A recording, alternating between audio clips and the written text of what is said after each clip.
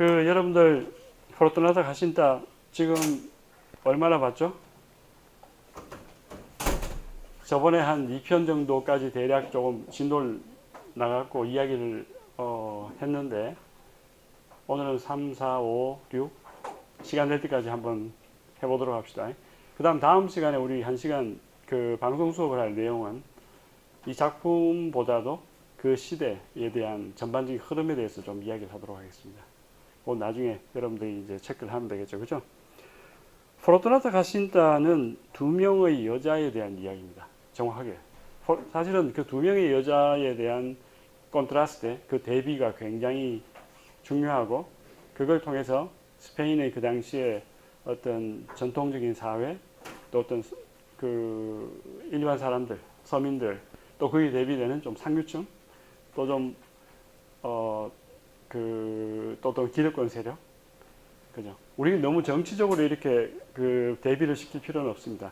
그러니까 보수와 자유의 대결이다 이렇게 볼 필요는 없습니다. 사실은 어떻게 보면 정치적인 면에서는 비슷한 그런 성향을 가지고 있는 사람들인지도 모릅니다. 좀 보수적인 색채가 있죠, 그죠? 전통적. 그 사실 모든 그 당시 19세기 말 스페인 사람들의 가슴 속에는 전통과 진보에 대한 갈망이 동시에 존재했을 겁니다. 그러니까 누구는 진보고 누구는 전통이고 이렇게 그렇게 사실은 이야기하기는 쉽지 않다는 거. 근데 다만 이 두 명은 한 명은 굉장히 좀 상류층 잘 사는 사람 또 어떤 지적으로 많은 걸 공부를 하고 좀 교양도 있고 또 상당히 많은 사람들 위해서 이렇게 도량이 넓은 그런 뭔가 베풀 줄 아는 그런 사람들의 어떤 정신세계를 다루는 대표적인 인물이라면 하신다. 그죠?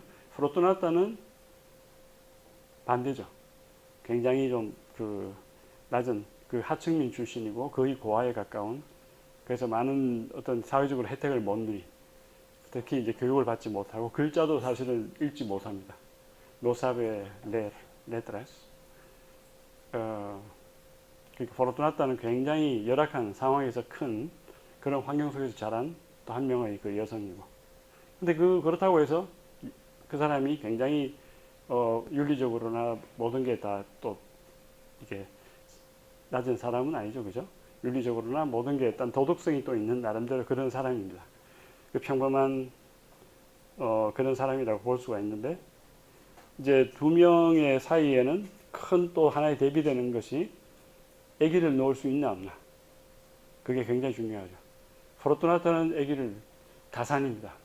많이 놓고 남자도 많습니다. 사실은 이제 아무래도 영화로 표현되는 건 제한적이니까 그냥 한 2명, 3명 이렇게 나오는데 그 다음 그에 비해서 하신다는 어떻습니까?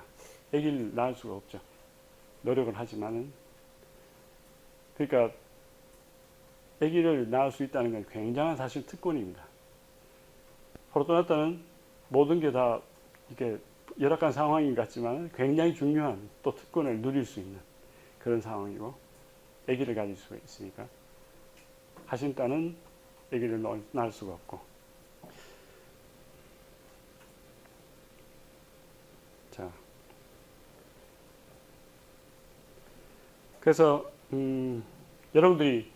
지금 여러분들이 본 이 영화 그 내용에 대해서 우리가 지금 다 이야기를 할 수가 없지만은 그냥 어떤 인상을 받은 게 있다면 어떤 걸까요? 여러분들이 받은 인상 한번 질문을 던져보겠습니다. 이 영화에 대한 뭐든지 좋습니다. 우리가 다 이야기는 할 수가 없겠지만 저번 시간에 자, 첫 번째 첫 인상 프리메라 임프레시온이라는 거 아니면 그 주제에 관계해서 이야기할 수 있는 것. 그 다음 형식이라는 것은 그 이야기가 형성이 되는 바로 그 과정에 있어서 가장 핵심적인 틀, 다시 시간과 공간의 흐름이라고 할 수 있겠죠. 그죠? 스토리니까. 그 다음 그걸 전개하는 사람은 나레이터가 있죠. 나라도르. 그 다음 그 여러 가지 대화도 있고. 근데 거기에 대해서 또 하고 싶은 이야기가 있으면 할 수 있고. 그 다음 인물 이런 대작을 보면은 돈키호테 델라만차도 마찬가지지만 이런 포르투나타 가신다 같은 큰 그 그 소설에 이 나오는 인물들을 보면은 굉장히 인물 수가 일단 많습니다. 근데 사실은 좀 종류가 다양하죠. 다시 얘기해서 얼마나 이 작품 흐름에 그 공헌을 많이 하는가에 따라서 좀 우리가 분리를 할 수가 있습니다. 일단은 주연이 있을 거고, 프로타고니스타, 그죠? 그 다음, 페르소나케 세군다리오가 있겠죠. 그 다음, 그 조연급이 되는, 아니면 중요한 인물인데 주연은 아닌 그런 사람들이 있고, 그 다음, 또 그 주변에 또 인물들, 어떤 배경이 거론이 될 때 한 번씩 나왔다가 나중에 사라지는. 한 번 나왔다가 영원히 안 나온 사람도 있습니다. 그러니까 굉장히 그런, 사실은 소설가 입장에서 볼 때는 그런 인물들의 그 층위, 그런 종류가 굉장히 다양하고 조직적으로 이렇게 잘 짜여져 있다는 걸 알 수가 있고, 그 다음 사회적인 배경, 사실주의 소설이기 때문에 그 당시 19세기 사회 그 배경을 여실히 묘사하고 있는 그런 면도 우리가 여기서 이제 볼 수가 있고, 그 다음 사상적인 조류, 그 당시 정치적인 사상, 예를 들어서 왕에 대한 왕권, 그 어떤 왕이 존재하는 사회에 대한 이 사람들의 어떤 관념, 또 거기에 대한 어떤 반발, 또 새로운 어떤 정치 시스템, 라 레푸블리카 이야기하는 거죠, 그죠? 제1공화국, 실패한 그 공화국에 대한 나름대로의 어떤 그 염원 같은 게 있습니다. 레푸블리카는 왕정 시스템하고의 큰 차이가 바로 대통령, 다시 국민의 대표가 지배를 한다고 그랬죠, 그죠? 지배라기보다는 국민의 대표가 국가를 이렇게 운영을 하는데, 국민의 대표라는 건 결국에 주인은 대통령이라기보다는 국민이라는 겁니다. 일반 사람들이 주가 되는 시스템이 레푸블리카고, 그 다음 왕이 주인인 시스템이 아무래도 왕정, 그런 그 모나르키아겠죠, 그죠? 왕정 시스템이 지배를 하는 그런 국가. 또 그 이외에도 여러 가지 철학적인 사상, 조류에 대한 이야기들도 여기저기 숨어 있습니다, 사실은. 그래서 그런 것도 우리가 한번 생각을 해볼 수도 있고, 그 다음 문체, 텐덴시아 에스틸리스티카 이렇게 표현을 했는데, 에스틸로, 리테라리오.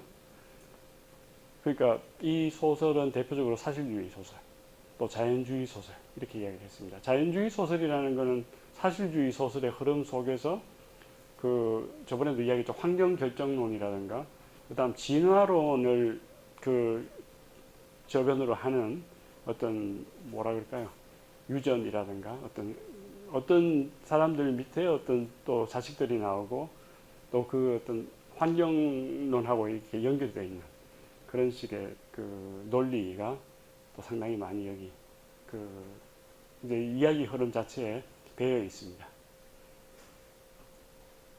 그러니까 어머니가 프랑스 그 에밀 졸라의 그 목로주점 이런 소설 보면은 그 어머니가 굉장히 좀 이렇게 화류계, 좀 이렇게 성격이 이렇게 막 친구들 좋아하고 베풀기들 좋아하고 이렇게 그런 어떤 사람이 있었다면, 딸은 거기하고 또 이렇게 통하는 어떤 그런 또 다른 인물이지만 그 비슷한 어떤 맥락의 성격 인물이 또 계속 이어가는 그런 그 소설이 또 나오죠. 그게 나나라는 소설이 또 있습니다.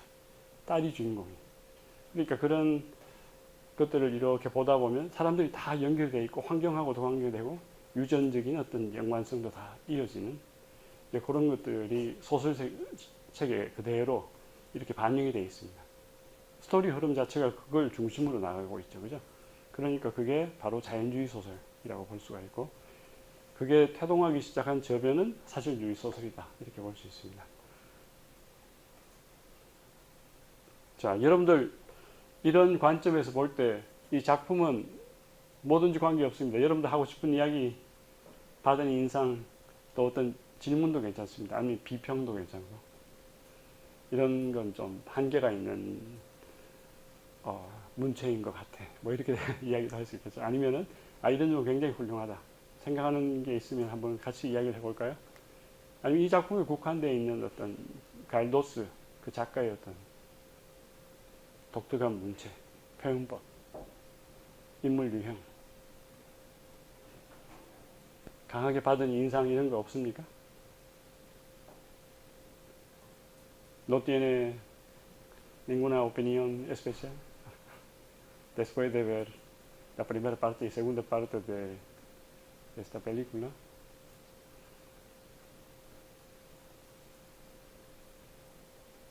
Qué tranquilidad. 굉장히 고요한데 폭풍전야의 고요함 같기도 하고. 자, 선생은 이제 우리가 계속 봐야 되겠지만 오늘도 이제 나중에 이야기를 할 겁니다. 인물 속에서 굉장히 재밌는 거리들이 많이 나오는 것 같습니다. 포르투나타와 하신타 두 인물이 주인공인 만큼 두 명도 굉장히 일단 중요하고 dos personajes muy importantes 라고 할 수 있죠. 그 두 명 인물이 하여튼 대비가 되면서 이야기 전체를 끌고 가는 굉장히 강력한 그런 힘을 가지고 있습니다. 근데 그 이외에도 굉장히 많은 인물들을 심어놨습니다. 그래서 그걸 통해서 그 당시 사회도 우리가 사회 전형적인 사람들이 있을 수가 있고, 또 갈도스가 뭔가 다른 의도를 위해서 더 많은 걸 표현하기 위해서 새로운 인물을 창조한 경우도 있습니다. 그래서 그런 것들을 같이 한번 염두에 두고 한번 살펴봤으면 좋겠습니다. 자, 일단 우리 그 영화를 좀 더 볼까요? 같이 보면서 이야기를 하면 좋을 것 같습니다. 영화 다 봤지만 우리가 띄엄띄엄 중요한 걸 포인트를 한번 짚어가면서 한번 보도록 합시다. 3편부터 볼까요? 3편부터 대략 한번 살펴보겠습니다.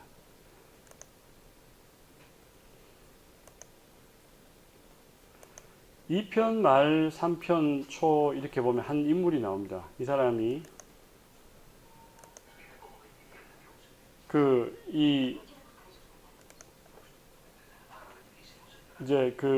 이 파니토 산타크루스 하신타 그 가정 주변에 이렇게 주로 이제 나타나는 인물 중에 하나인데, 이 사람은 뭐 그렇게 잘 이렇게 사회적으로 높은 부유한 그런 인물은 아닙니다. 근데 상당히 이제 공부도 많이 하고 똑똑한데 문제는 정신이 약간 이상한 사람입니다.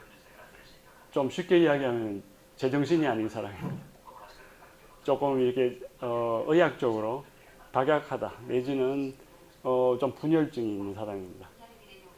망상을 하면서 그 속에 몰입이 돼서 전혀 현실하고 관련 없는 이야기도 막 하고 왔다 갔다 하는 그런 사람인데, 사람은 참 좋고 착하고 또 솔직담백하고 그래서 굉장히 어떻게 보면 인간적인 그런 사람인데, 이 사람이 지금 이제 그 하신타한테 와서 그 자기가 지금 좀 여러 가지 경제가 힘드니까 좀 도와달라는 그런 이야기를 하면서 이것저것 이야기를 하면서 나중에 어떤 꼬마에 대한 이야기를 합니다. 어떤 애기까지는 아니고 좀 더 큰 한 3살, 4살 비투친이라는 사람인데, 비투친은 포르투나타 애기입니다. 포르투나타 애. 근데 그 사람의 아버지가 누군지 모르죠. 그래서 그 사람의 아버지가 바로 화니토 산타크루스다, 하신타의 남편이다 라고 이야기를 합니다. 어떻게 보면 조금 애매모호한 것도 있습니다. 이 사람 정신이 지금 혼미한 사람이죠. 그죠? 그래서 지금 흥분하고 있죠. Usted está loco. 그런 이상한 이야기 하지 말라고 막 이렇게 밀어버립니다. 근데 그러면서도 무시할 수가 없죠. 비투씨는 자기 아들, 그러니까 남편의 아들일 수가 있는 겁니다. 근데 하신타는 지금 여러분들하고 좀 다른 여성이죠. 그죠? 그러니까 고전적인 좀 그런 생각을 하는 관념 속의 인물입니다. 그래서 지금 굉장히 질투심과 기분이 좋지 않고 뭔가 배신감 이런 걸 느끼면서도 그 아기에 대한 나름대로의 어떤 연민의 정, 또 자기가 아기가 없죠. 그러다 보니까 걔를 왠지 자기 애 같은 느낌을 자꾸 받게 됩니다. 그래서 근데 이 파렴치한 이 사람 화니토 산타크루스는 지금 딱 저렇게 앉아서 대우를 받고 있고, 도련님 같이 전혀 자기가 지은 죄에 대한 어떤 죄책감 같은 건 전혀 없습니다. 바람둥이 아주 그 동화의 새로운 어떤 화신이라고도 할 수 있는 새로운 19세기 형태라고도 할 수 있을 것 같습니다. 자, 그래서 지금 하신타는 혼자 고민을 하고 있죠. 그죠? 속이 지금 좀 타들어가는 그런 상황인데, 지금 얘입니다. 페투친을 만나죠, 그죠? 만나러 와서 지금 이렇게 실제로 이제 확인도 하고 대화를 또 하면서 얘를 앞으로 어떻게 해야 될까? 지금 이렇게 포르투나타 같이 있으면 성장을 제대로 못 할 텐데 자기가 도와줄 게 없나 이렇게 보러 왔습니다. 나중에 급기야 자기 집으로 데리고 갑니다. 지금 포르투나타는 생활이 굉장히 불규칙적이고 좀 이렇게 가정적이지 못합니다. 여기저기 화류에 막 쓸려다니기도 하고 다른 남자들하고 많이 만나기도 하고, 근데 옆에 있는 이 친인척들은 그런 포르투나타의 모습을 뭐 비평을 하거나 뭐 전혀 개의치 않는 그런 상황이죠, 그죠? 지금 얘가 하신딸을 만나서 처음에 하는 이야기가 뭡니까? 창녀 같은 여자, 거친 막 욕설이 나오는 겁니다. 자기도 모르는 그런. 그러니까 굉장히 사실은 이 좋지 않은 환경 속에서 자라다 보니까 말 자체도 굉장히, 무슨 말인지 알겠죠, 그죠? 거친 욕설이라든가 그런 좋지 않은 말들이 막 나오고, 그래도 이제 그런 걸 개의치 않고 감싸주려고 노력하죠. 여기 이제 많은 어려운 지금 상황에 있는 사람들이 하신다가 나타나면 도와달라고, 마님 우리 좀 도와주세요, 우리 지금 이런 게 힘들어요, 전부 다 지금 이렇게 손을 벌리고 있는 그런 장면들이 있습니다. 너무 지금 빛이 많아서 조금 조절해 볼까요? 좀 낫습니까? 네. 자, 그 다음 그 피투신하고 좀 대비가 되는 좀 인물도 있습니다. 저런 그 예쁜 딸이 있죠, 그죠? 이 사람은 또 다른 여자, 어떤 여성의 딸인데, 마우리시아라는 굉장히 좀 거친 술주정뱅이, 좀 가정이 좀 막 이렇게 어려워서 더 막 성격과 이런 모든 게 빗나가버린 그런 여성이 있는데 그게 딸입니다. 근데 그 딸은 이렇게 또 잘 자라서 귀엽고 이렇게 착하게 이렇게 잘 살아나가는 그런 경우도 있고, 그러니까 지금 여러 케이스를 같이 보여주고 있고 굉장히 많은 사람들이 나오죠. 여기 얼마나 많이 나오는지 지금 정확하게 기억을 못하겠는데 적어도 수백 명이 나올 겁니다. 한 300명 이상은 나올 겁니다, 최소한. 돈키호테 여러분들 몇 명이 나오는지 혹시 카운트 해본 사람 있습니까? 돈키호테 델라 만차, 세르반테스의 그 소설, 거기에는 650, 60명 정도가 나온다고 합니다. 실제로 셈을 해보지는 않았는데 대략 그 정도, 굉장히 많은 사람들이 나오죠.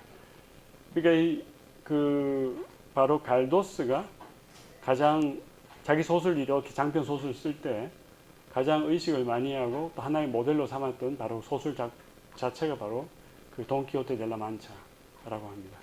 실제로 여기 나오는 정신이 좀 이상한 인물들이 있죠, 그죠?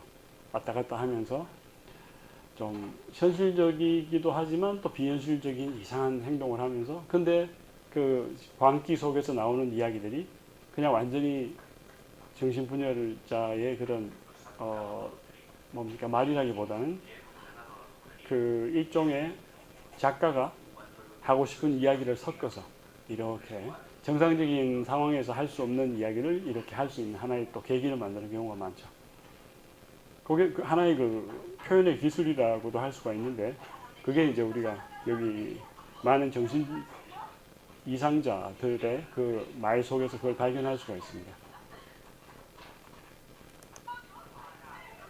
자,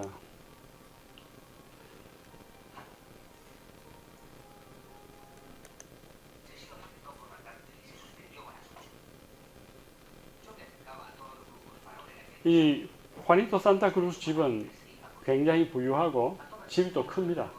그러다 보니까 그 집에는 많은 식객들이 있죠. 많은 사람들이 와서 정치 이야기도 하고 또 뭐 이것저것 사는 이야기도 많이 하고 서로 대화가 많은 그런 집입니다.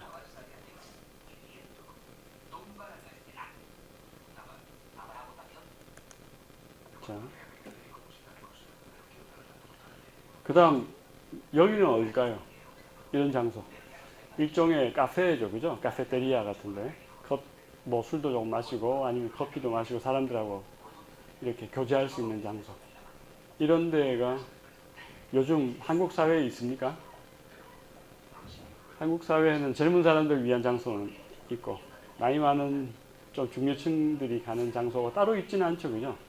그냥 뭐 이렇게 카페 저기 요즘 뭐 커피숍 집이 많죠? 그런 데서 보통 만남을 이제 우리 가질 수가 있는데 그 스페인 같은 경우는 카페 히콘이라든가 아주 옛날 고풍스러운 그런 아주 엘레간트한 그런 카페들이 있습니다. 그러면 좀 약간 중년 그 남녀들이 와서 친구들끼리도 만나고 또 자기들 개인적인 이야기가 있으면 뭐 사업 이야기까지도 관계없습니다. 와가지고 이야기도 하고 그런 만남의 장소가 있죠. 요즘은 많이 사라졌지만 지금도 존재하고 있고 근데 거기서 보통 정기적으로 이렇게 모여서 자기들끼리 예술이라든가 또 어떤 삶이라든가 또 어떤 정치에 대한 이야기를 하는 경우도 있습니다. 친구들 그룹 팀이 모여서 그런 경우를 보통 테르툴리아라고 하죠. 테르툴리아 전통이 있습니다.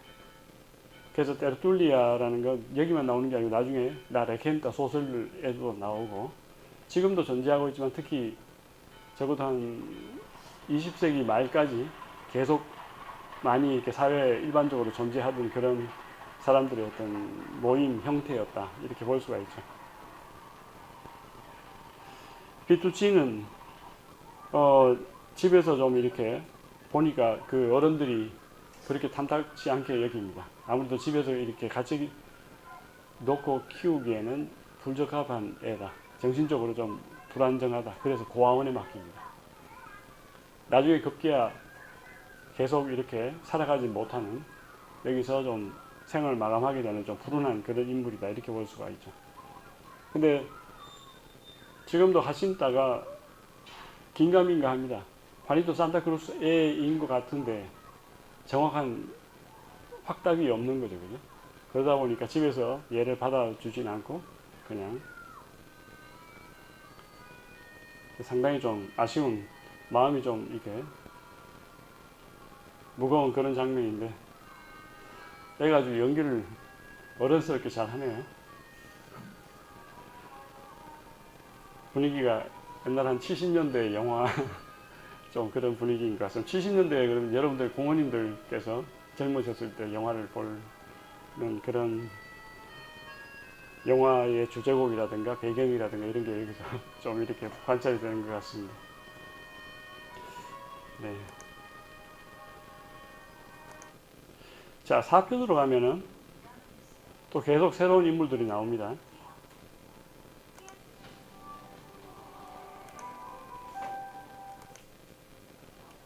여기 이제 특이한 인물이 한 명 나옵니다.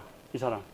막시밀리아노 루빈이라는 사람인데 이 사람은 여기 약학과 학생이고 그 다음 실제 이제 제조사 약을 만드는 그런 일종의 약국을 운영하는 사람이기도 하고 근데 그 당시 약학과 학생이거나 그 약방을 이제 운영하고 있는 사람이다 그러면 최고의 인텔리 중에 한 명이다 이렇게 볼 수 있습니다.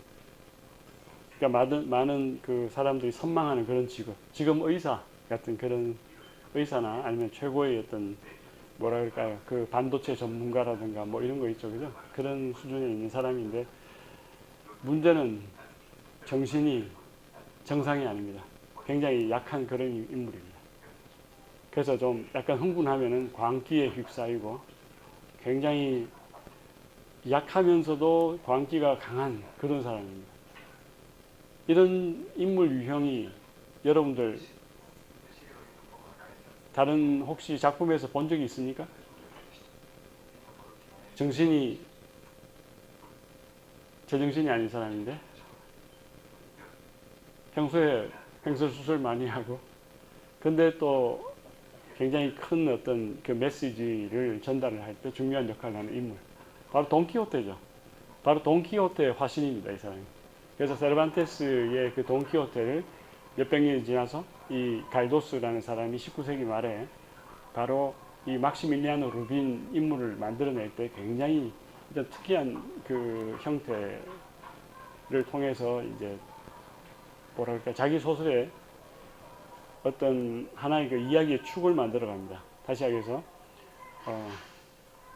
지금 이 사람은 이렇게 지금 하녀한테도 막 자기 집 하녀인데 놀림을 당하기도 하고 또 많은 사람들이 얕보고 이렇게 막대하기도 하지만 약학고 학생이고 또 알고 보면 꽤 돈도 있는 유지의 그 집안이고 지금 대략 뭐 사는 패턴은 이 사람도 부모님이 없죠.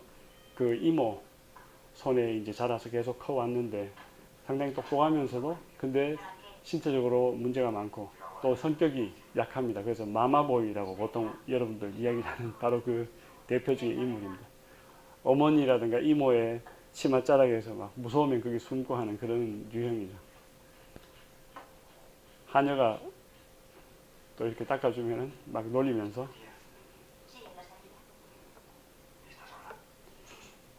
제대로 판단을 이게 하지 못하는 좀 이렇게 좀 나약한 인물인데 이 사람을 통해서 또 다른 어떤 스토리에 그런 묘미가 펼쳐지죠, 그죠?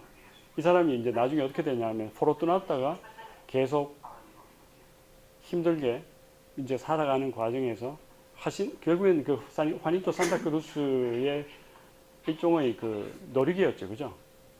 놀이개였고 그 사람의 그냥 일종의 그 여자친구였는데 버림을 당하고 또 다른 많은 남자들하고도 만남을 가지다가 이렇게 좀 그렇게 사는 사람인데 막시밀리아노 루비는 포르투나타를 보면서 첫눈에 반해버립니다. 그래서 자기 벌써 만나자마자 몇 시간 안에 자기 그 사랑을 고백을 하고 또 어떻게 자기하고 어떻게 좀 사귀어보지 않겠냐고 또 이렇게 요청을 합니다. 근데 지금 이런 사람이 있다면 쉽지가 않겠죠, 그죠? 그 여학생이 다 거절할 텐데 그 포르투나타는 지금 19세기 사람이고 또 그 당시 경제적으로 책임을 지겠다고 누군가가 이야기하는 것은 그것도 일종의 사랑입니다. 지금은 그게 조금 다른 식으로 생각이 되겠죠, 그죠? 그렇지만 그 당시는 그것도 굉장히 중요한 사랑입니다. 살기가 굉장히 힘들었던 시절이기 때문에. 자, 이건 약학과 학생들의 수업입니다. 마드리드를 배경으로 하고 이모가 학교까지 쫓아왔네요. 그래서 선생님하고 이야기도 하고 이게 이제 대학교인데도 불구하고 부모님들이 여기 와서 선생님들하고 이야기를 한다고 생각하면은 좀 맞지 않죠, 그죠? 다 성숙한 그런 지금 학생들인데도 불구하고 자기 조카가 공부를 잘하고 있는지 지금 달려와서 보고 있고 그렇습니다. 자,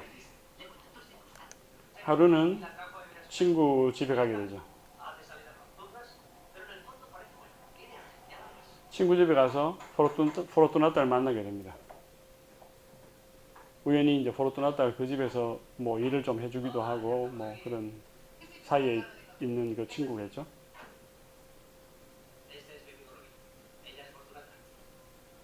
지금 완전히 그냥 몰입이 되어버립니다. 정신을 못 차리고 있죠.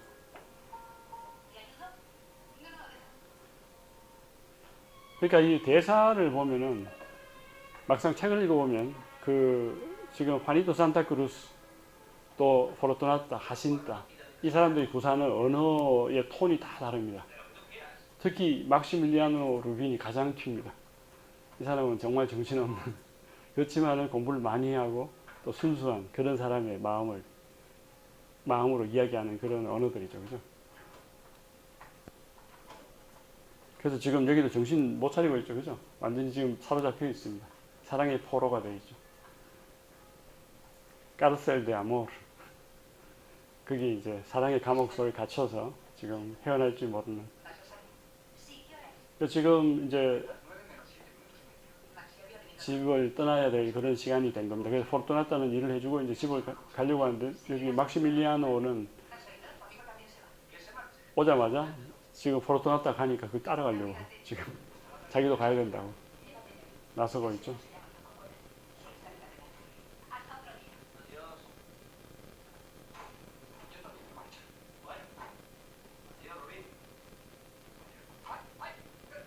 친구들이 놀리고 있죠, 그죠?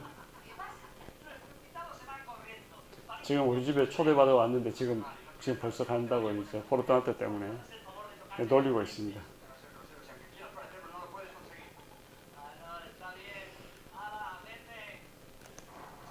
그래서 지금 열심히 따라가고 있죠.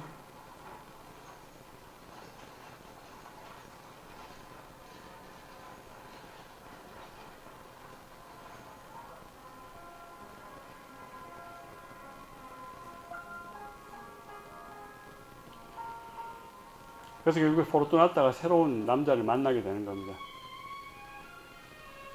그래서 계속 지금 미행을 하고 있고 어디에 어떻게 살고 있는지 알고 싶어 하고 어떻게 말을 한마디 지금 해보고 싶은데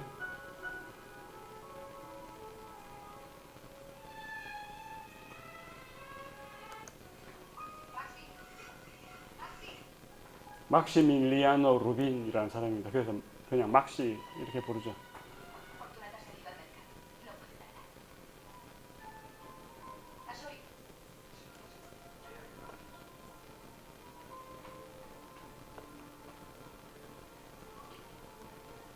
이건 다음 날인가요? 그런 모양입니다. 지금 계속 포르투나타를 찾고 있습니다. 이게 아마 그 직후가 아니고 다음 날쯤 될 겁니다. 포르투나타가 지금 어딘가 갔다가 집으로 들어가고 있죠. 그냥 이 사람은 앞뒤 가림없이 그냥 저돌적으로 접근하고 있습니다.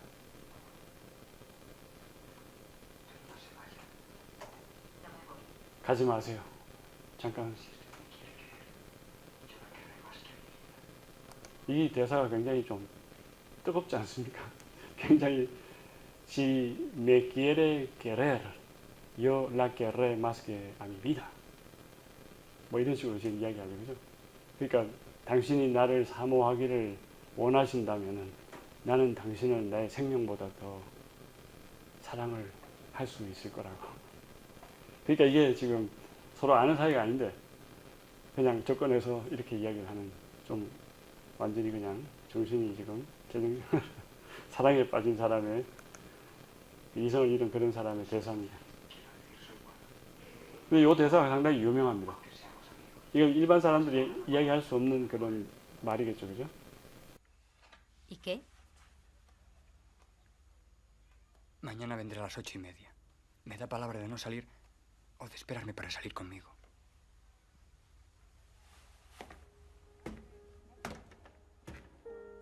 Vendré.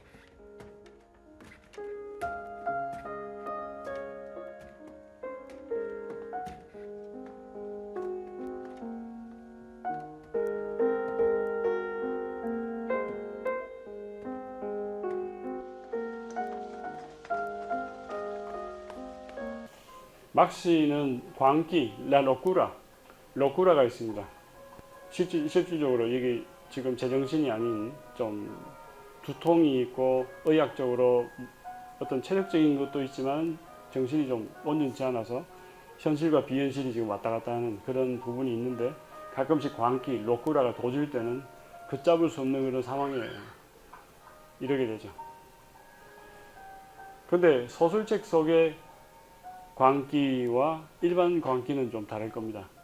소설이라든가 어떤 작품 속의 광기라는 것은 의도적인 거죠, 그죠? 뭔가를 표현하기 위한 하나의 방법입니다. 전략이죠.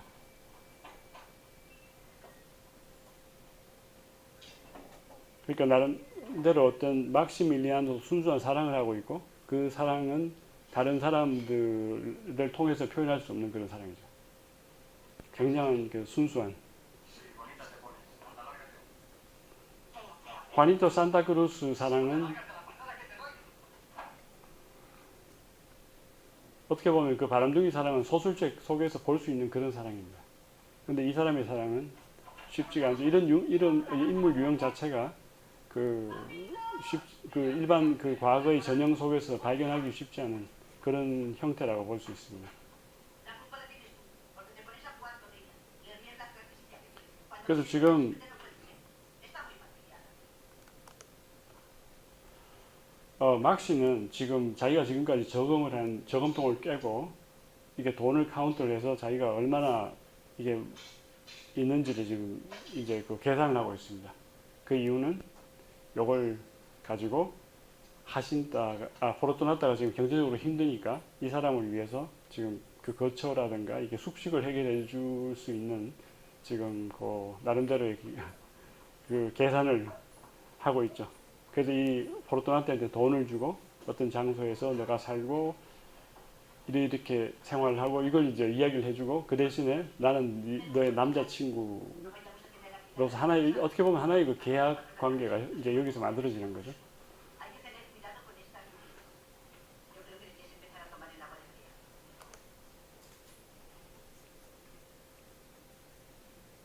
이게 지금 얼마나 많은 돈인지 모르겠는데 상당히 큰 돈인 모양입니다.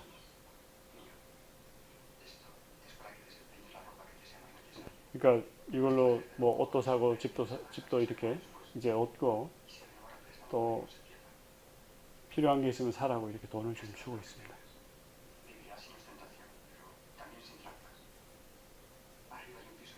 이걸 사랑이라고 이야기하기 쉽지 않겠지만 그 당시 관념으로 볼 때는 사랑이 없이는 이렇게 행동할 수 없는 이 사람 처지에 있는 어떤 한 남자가 할 수 있는 행동을 이라는 걸 감안했을 때는 사랑이 없이는 할 수 없는 행동이다 이렇게 또 해석을 할 수 있죠. 그죠?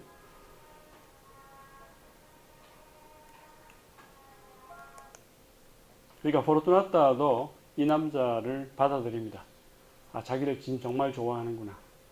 그래서 그게 또 사랑으로 다가오니까 그걸 받아들이고 존중을 하고 포르투나타는 이제 자기 스스로의 어떤 결점을 보완하려고 노력을 합니다.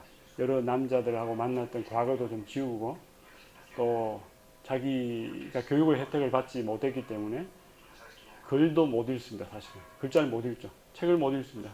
그걸 감안하기 위해 극복하기 위해서 글자도 배우고 노력을 많이 합니다.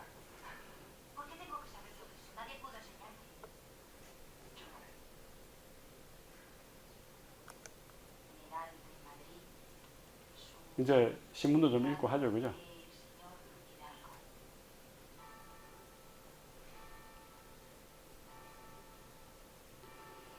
그래서 막시는 그 포르투나타와 결혼을 하려고 합니다.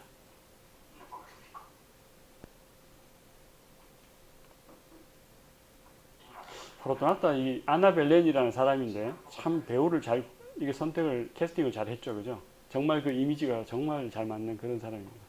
이 사람 성격 자체가 또 아주 훌륭한 배우고 굉장히 열정적이고 그 포르투나타 역을 더 잘할 수 있는 사람이 아마 없을 정도로 잘 맞는 역할을 하고 있습니다.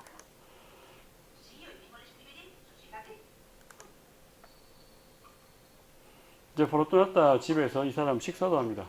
막시는 하루에 한 번씩 돌려가지고 밥도 이렇게 먹고 어떻게 보면 여자친구 이상이죠.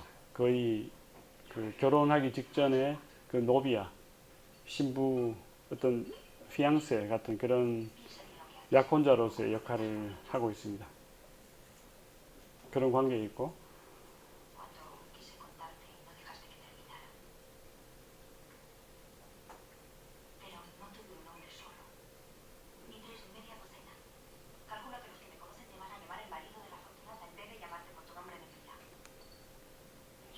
포르투나타도 자기가 좀 험하게 살았던 인물이다라는 걸 이야기를 합니다. 그래서 여러 가지 과거에 있었던 남자라든가 또 그래서 거기에 대해서 좀 벗어나고 싶은 그런 이야기를 조금씩 하죠. 근데 뭐 막시는 관계 없습니다. 하여튼 지금 막시 관점에서 볼 때는 잘 진행이 되고 있고 결혼을 하면 좋겠다라고 생각을 지금 계속 하고 있습니다.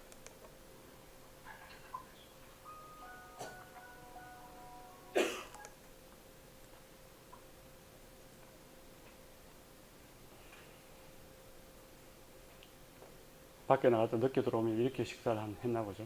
과거에.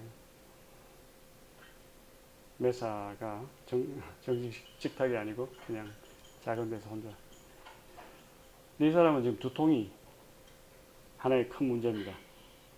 그래서 어떤 고민거리가 있거나 좀 몸이 좋지 않으면 항상 큰 두통에 시달리죠.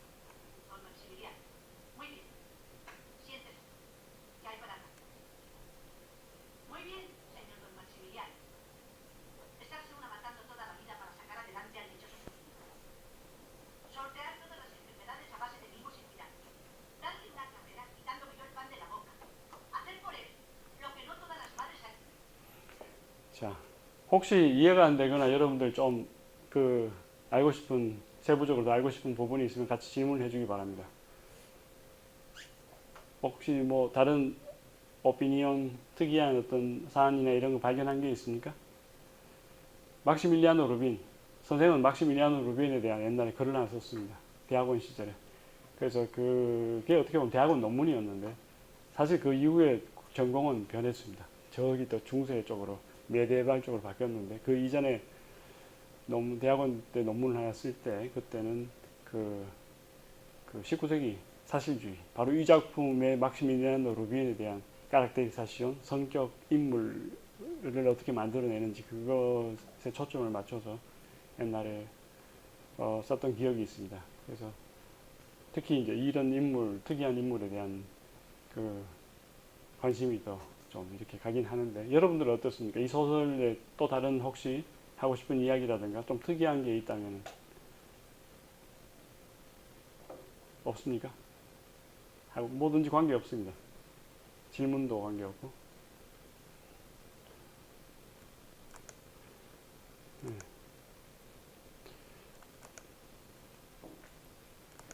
자, 그 다음 계속 한번 볼까요?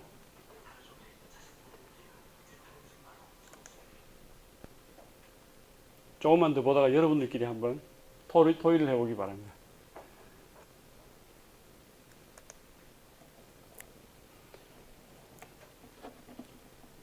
자, 이제 결혼을 곧 하게 됩니다.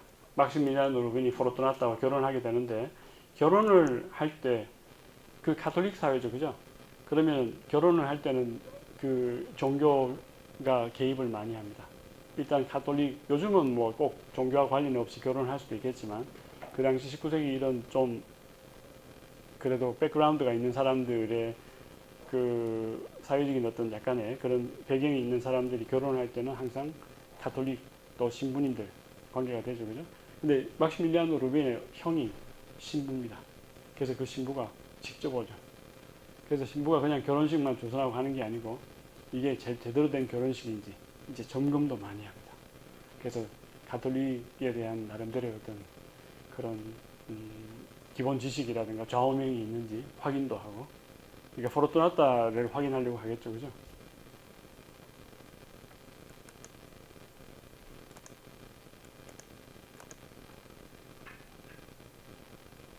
그래서 지금 형들하고 이렇게 와가지고 같이 식사하면서 이야기도 하고 이제 결혼에 대한 여러 가지 대화가 시작이 됩니다. 신부님은 지금 상당히 배가 고픈 모양이죠. 말을 하면서 아주 동작이 빠르게 음식을 주워 담는데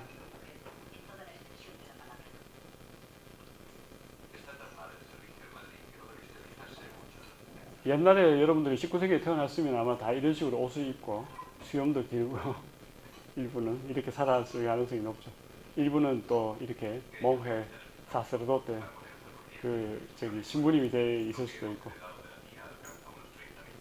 신부님이 되는 경우가 특별하게 있는 게 아니고 옛날에는 보면은 양갓집 자제들 중에 특히 이제 얘들 고전사회로 가면은 첫 번째 아들이 있으면은 장자 상속이죠, 그죠? 그러니까 아버지, 어머니 이 전체적인 집안의 대를 잇는 그런 풍습이 있고 첫 번째 장남, 그죠? 둘째, 셋째 같은 경우는 공부를 열심히 하다 보면 신부님이 되기도 하고 또 이게 좀 더 옛날로 가면 기사가 되기도 합니다. 기사가 되어서 많이 이제 큰 공헌을 많이 쌓으면은 전쟁도 많고 했죠, 그죠? 그래서 그때 전쟁에 승리를 많이 해가지고 그 어떤 공로가 많으면은 더 높은 지위로 상승이 되고 그 다음 나중에는 왕족이 될 수도 있고 그 대표적인 예가 바로 엘시드라는 사람이 있었죠, 그죠? 옛날 중세 영웅. 여성 같은 경우는 어떻습니까? 그 당시 스페인 전통사회의 여성 19세기 이전에 여성이 혼자서 뭔가를 일을 해서 대단한 사업을 이루기는 쉽지 않은 그런 사회였죠. 그래도 일부 어떤 여성들은 뭐 이렇게 공부를 많이 하는 좀 위대한 그런 책을 쓰는 사람도 있었다고는 하지만은 그래도 대부분 그런 사람들은 수도원이라든가 아니면 자기 어떤 가정의 백그라운드가 있는 사람이었습니다. 근데 일반적으로는 주로 여성 같은 경우는 결혼을 하는 것이 하나의 그 진로, 큰 하나의 그 자기 어떤 미래 진로였고, 결혼을 누군가 하는 것이 하나의 여자의 하나의 그 운명적인 하나의 길이었습니다. 근데 결혼을 못 하거나 결혼을 해서 어떤 남자가 갑자기 전쟁에 나가서 죽거나 뭐 이럴 수가 있죠, 그죠? 그런 경우는 많은 경우 수도원으로도 많이 갔습니다. 그러니까 수녀님들이 원래 그 순수하게 수녀님이 되기로 해서 그 수도원에 간 분들도 있지만, 어떤 분들은 사회 전체에 봉쇄되어 있는, 또 어떤 여성을 받아줄 만한 어떤 그런 그 어떤 환경 자체가 조성이 안 되어 있는 경우에 수도원으로 많이 이제 가게 되죠. 여왕 중에도 예를 들어서 그 남편이 이제 어떤 이유로 이제 죽게 되고, 여왕이 뭔가 이렇게 왕궁에 혼자 살기도 할 수도 없고, 또 그렇다고 해서 또 다른 어떤 사회적인 그런 활동을 할 수 없는 경우에 수도원으로 가서 생활을 많이 했습니다. 그 대표적인 인물 중에 한 명이 이사벨 여왕 있죠, 그죠? 이사벨 여왕의 딸이 화나라고 있었습니다. 화나 제국의 그 여왕, 이사벨 여왕의 딸이 화나, 그 사람이 남편을 빨리 이제 여의고, 나중에는 혼자 살다가 좀 정신도 약간 힘들어지고 해서 지금 또르데시아라는 그 수도원에 가서 살게 됩니다. 자, 지금 이제 이 신부님이 포르투나타와 대화를 하죠, 그죠? 대화를 하면서 지금 확인을 합니다, 여러 가지. 그래서 이제 공부도 하고, 나름대로 또 이 가정에 대해서, 뭐 가정의 그 중요한 멤버이기 때문에 책임감을 가지고 지금 많은 걸 질문을 하게 되는데, 지금은 포르투나타가 어떤 사람인가를 알아도 동생이 워낙 지금 또 사랑을 하고 결혼을 할 지금 상황이기 때문에 많은 걸 지금 모른 척하고 받아주는 상황이죠. 그래서 지금 사실은 굉장히 지금 결혼하기가 쉽지 않은 그런 상황입니다. 신분적인 관점에서 볼 때, 아니면 여러 가지 과거에 이렇게 살아온 여러 그 길을 볼 때는 지금 너무 험하게 살아왔죠, 그죠? 그래서 동생 막 씨하고 결혼한다는 게 굉장히 마음에 걸리긴 하지만, 일단은 다 그걸 드러내지 않고 받아주죠.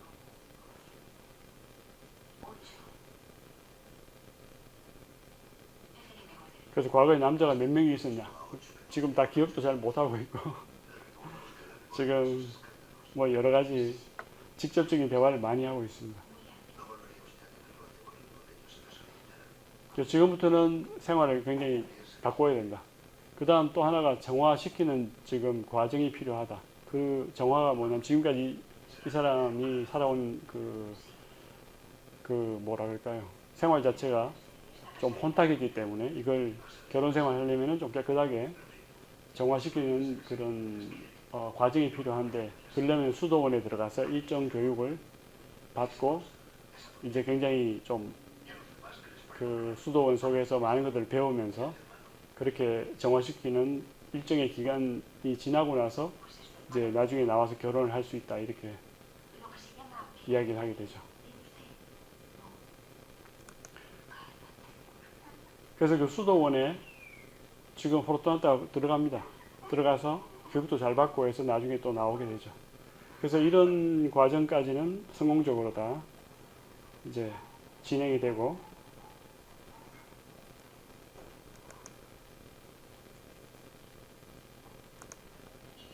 자, 수도원에 지금 들어가게 되죠, 그죠?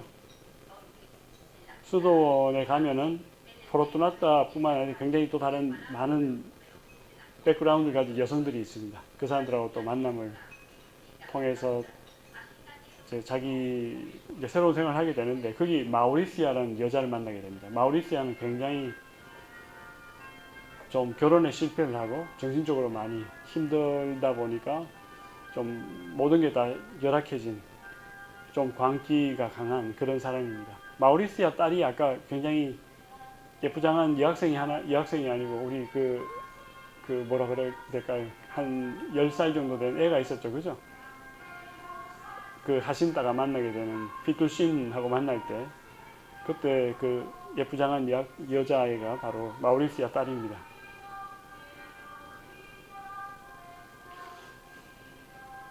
여기는 많은 종류의 지금 그 수녀는 아닌데 수녀님의 그 후보생, 그 분위기에서 교육받는 학생 이런 사람들이 있습니다. 철장 속에서 지금 진행이 되죠, 그죠? 철장 속에 보통 지내는 이 수녀원들의 그 대표적인 교파가 까르멜리타라고 그 아주 대표적인 스페인에서 나온 그런 수도원이 있죠. 수녀원. 그 중에 이제 많은 그 수녀님들이 한번 그 철장 속에 들어가면 평생 나오지 않고 거기서 지내는 그런 경우도 많습니다. 거기 가본 적이 있습니다. 가서 수녀님들하고 대화도 하고 옛날에 그런 경험이 있는데 대화를 하면 느끼는 게 처음에 갈 때는 수녀님들이 너무 힘들 것 같다. 우리가 좀 위로를 해줘야지. 그리고 이제 학교 옛날에 그 클럽 관계에서 그 스페인 그 마드리드 대학교 있을 때 학생 친구들하고 같이 가서 수녀님들을 만났는데 근데 그 수녀님들 얼굴을 보면은 그 속이 아까 세상보다 훨씬 더 행복한 모양이다. 저렇게 환하고 행복한 표정으로 이렇게 우리를 대하니까 오히려 우리가 더 압도를 당해서 그냥 그렇게 온 그런 경험이 있습니다. 그죠? 근데 거기서 이제 생활하면은 정화가 되고 뭔가 새로운 어떤 삶을 위한 준비가 될 것이라고 이제 생각을 했기 때문에 여기 지금 있는 거죠.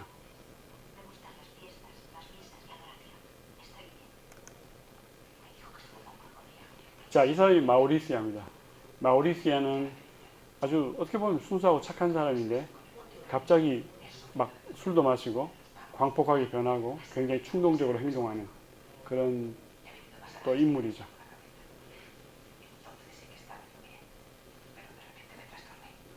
마우리시아는 여기 있는 이유가 그 결혼을 하기 위해서 준비 과정에 있는 게 아니고 그냥 완전히 자기가 사회생활을 하면은 지금 문제를 많이 일으키기 때문에 지금 여기 어떻게 보면 보호를 받고 있는 상황입니다.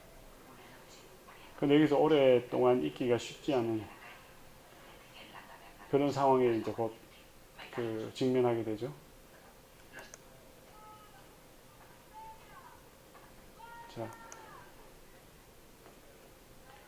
자, 시간이 한 10분 남았는데 어떻게 할까요? 우리 이제 오늘은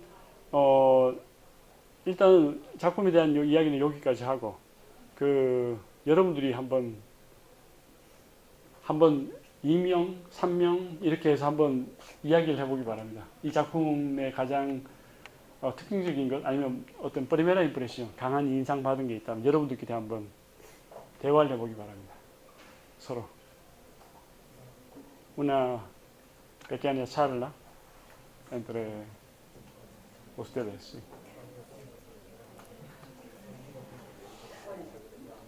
한 몇 분 시간 줄 테니까 한번 여러분들끼리.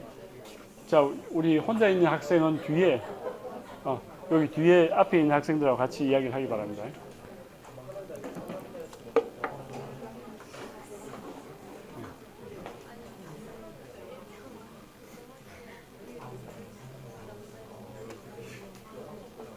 다 이야기를 하고 있죠?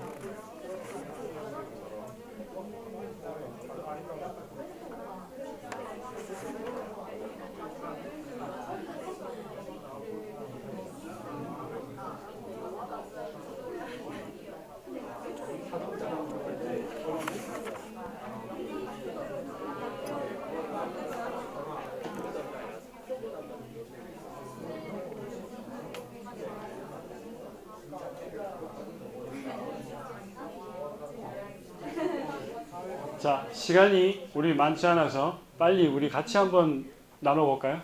그러니까 뭐 지금 우리가 대화를 결판 낼 수는 없습니다. 그 시간도 충분치 않고 다만 관심이 있는 그 부분이 있다면 단어 몇 개로 표현을 하면 좋을 것 같은데, 영화 보면서 여러분들 코멘트 아니면은 뭐 임프레시온, 크리티카, 프로블레마, 또도 혹시 하고 싶은 이야기 없습니까? 뭐 이야기했죠? 저희는 좀 군상극 같다는 이야기를 했었는데 군상가? 군상극 약간 인물들이 많이 나와서 아, 네. 들어가 있는 영화라고 해서 네, 네.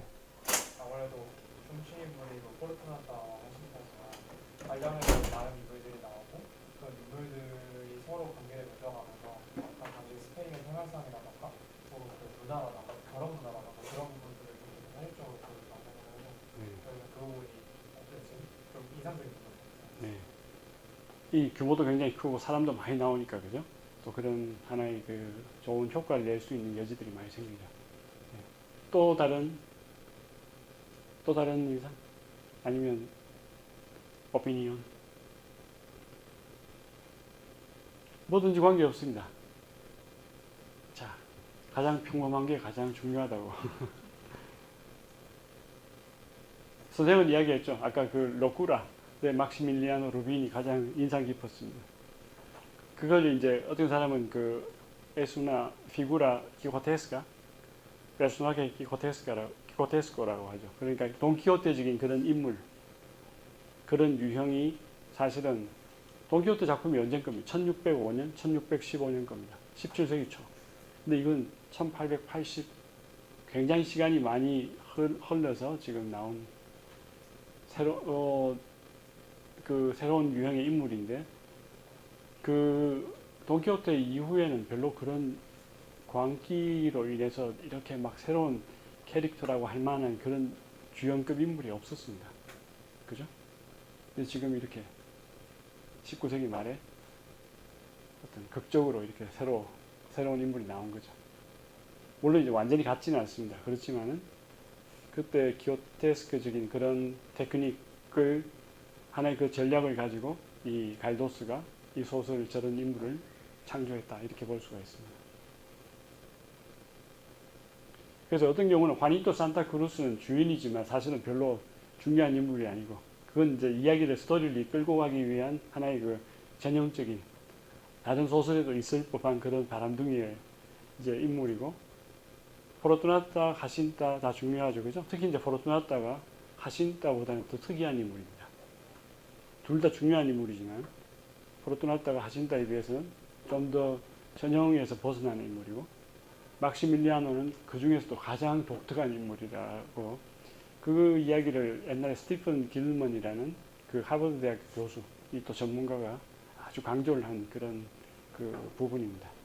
그래서 선생님도 굉장히 동의를 했고, 또 혹시 여러분들 다른 의견 있으면 모든 인물들이 좀 결핍을 가지고 있는 것 같다는 생각을, 왜냐하면 그두 여인이 교육적으로, 그리고 또한 인물은 이제 좀 아이를 가질 수 없으니까 그런 점에서 결핍이 있는 것 같고, 그리고 교수님께서 말씀해주신 그 남자 인물도 그 어떻게 보면 이들의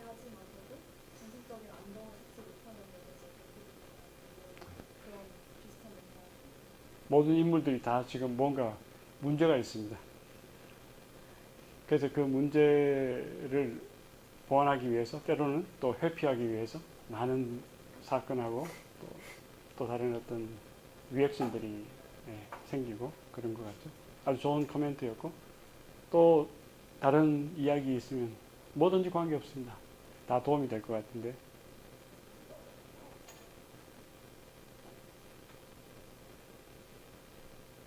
마우리시아 사실 이 영화에는 지금 포커스를 충분히 받지 못하고 있지만 그 인물도 굉장히 특이한 인물입니다. 그죠?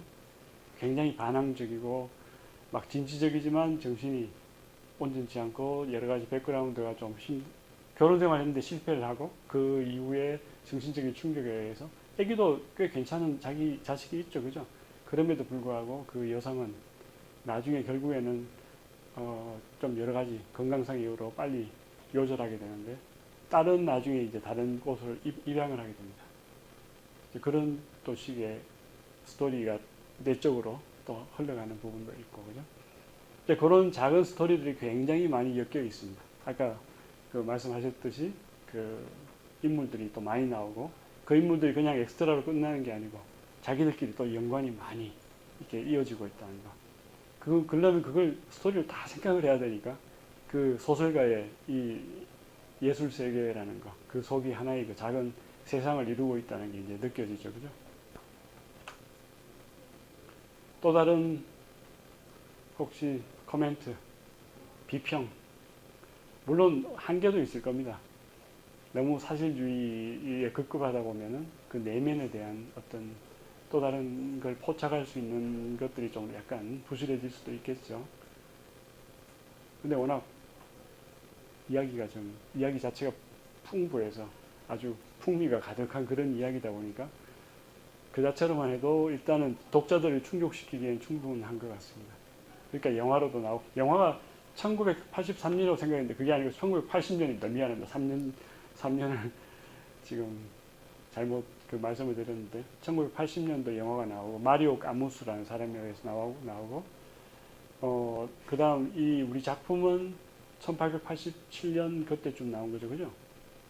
그러니까 거의 한 100년 그 갭이 있는데 그 100년간의 갭 속에서 그 이제 소설과 영화라는 입장에서 우리가 볼 수는 있지만 물론 또 영화 감독은 그 소설 그대로 받아들이려고 노력을 많이 했습니다.